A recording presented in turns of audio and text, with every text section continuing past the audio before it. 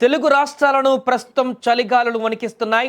దక్షిణ భారతదేశంపైకి చలిగాలులు వీయడంతో కోస్తా రాయలసీమ ప్రాంతాలలో చలి తీవ్రత ఒక్కసారిగా పెరిగింది. గత 2-3 రోజుల నుంచి అయితే దీని తీవ్రత మరింత ఎక్కువగా కనిపిస్తుంది. మనకు రాత్రి ఉష్ణోగ్రతలు సాధారణం కంటే 3 నుంచి 5 డిగ్రీలు తక్కువగా ఉండడం కూడా ఇక్కడ మనం గమనించవచ్చు. ఈ చలి తీవ్రత మరికొన్ని రోజులు కొనసాగేటువంటి అవకాశం ఉందని ఐఎండీ తెలిపింది. అయితే ఇదిలా ఉండగా బంగాళాఖాతంలో మరొక ముప్పు పొంచి ఉన్నట్లు వాతావరణ నిపుణులు ఇప్పుడు హెచ్చరిస్తున్నారు. పసిఫిక్ మహాసముద్రం నుంచి వచ్చేటువంటి తేమ గాలుల ప్రభావంతో ఈశాన్య ఋతుపవనాలు బలపడుతున్నాయి.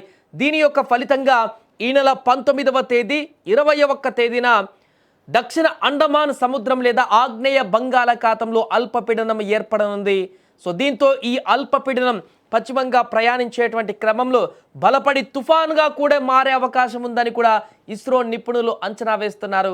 ఈ తుఫాన్ ఉత్తర తమిళనాడు, దక్షిణ కోస్తా వైపు రానుందని, ముఖ్యంగా దక్షిణ కోస్తా జిల్లాలపైన దీని ప్రభావం ఉంటుందని విశ్లేషించారు.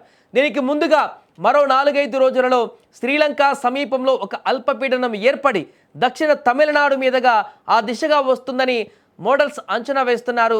ఇక రానున్న 2-3 రోజులు రాష్ట్రంలో అక్కడక్కడ వర్షాలు కురిసేటువంటి అవకాశం, ఆ తర్వాత మళ్ళీ పొడి వాతావరణం నెలకొంటుందని కూడా భారత వాతావరణ శాఖ అధికారి తెలిపారు.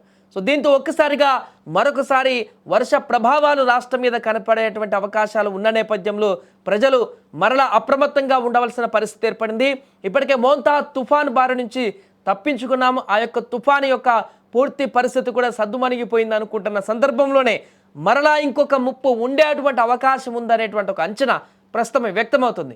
ఒకవైపు చలి, మరొక వైపు ఈ యొక్క అల్పపీడనం ఏర్పడి ఇది తుఫానుగా మారేటువంటి అవకాశం ఉందంటూ చెప్తున్నారు. కాబట్టి అది తుఫానుగా మారితే మరలా ఆంధ్రప్రదేశ్ తీర ప్రాంతాలలోని పలు ప్రాంతాలకు ఇప్పుడు తీవ్ర నష్టం చేకూరేటువంటి అవకాశం ఉంటుంది. దీనికి సంబంధించి దానికంటే ముందే దీని ప్రభావంతో 1-2 రోజులు వర్షాలు నమోదయ్యేటువంటి అవకాశం ఉన్నట్టు చెప్తున్నారు.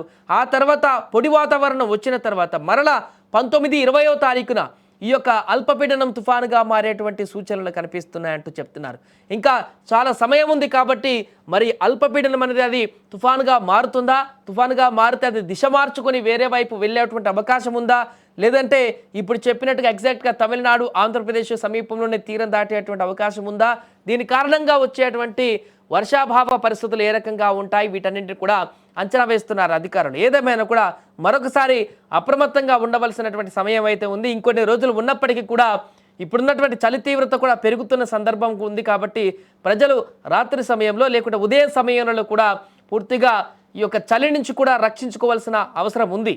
ఇప్పుడిప్పుడే చలి మొదలవుతుంది, చలికాలంలోకి ఎంట్రీ అవుతున్నాం అనుకుంటున్న సందర్భంలోనే విపరీతంగా చలి తీవ్రత పెరుగుతుంది. గత 2-3 రోజుల నుంచి ఆ చలి మరింత పెరిగి విపరీతమైన చలిగాలులు కూడా వీస్తున్నాయి. ఆ యొక్క చలిగాలులు చెవుల్లోకి వెళ్తే ఇబ్బందికరమైనటువంటి పరిస్థితులు ఎక్కువగా ఉంటాయి. కాబట్టి కొంత ప్రజలు జాగ్రత్తగా కూడా ఉండాలంటూ కూడా చెప్తున్నారు.